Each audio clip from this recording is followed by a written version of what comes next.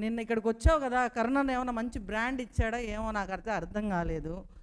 ఆ కళ్ళల్లో ఆనందం చూడడానికి నీ అగసాట్లు మా కళ్ళ ముందర కట్టినట్టు కనిపించాయక్క. ఈమె నిన్న మాట్లాడింది కదా, పెళ్ళాలు ఇంకొక మాట కూడా అనింది. పాయింట్ టు పాయింట్ మాట్లాడతానక్క, నీకు పాయింట్ టు పాయింట్ మనకి ఎంత చెప్పినా సిగ్గు సరి ఉండదు అనుకో.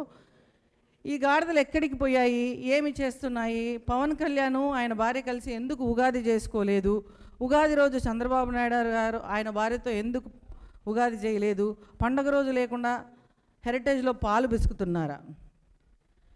అవునక్క,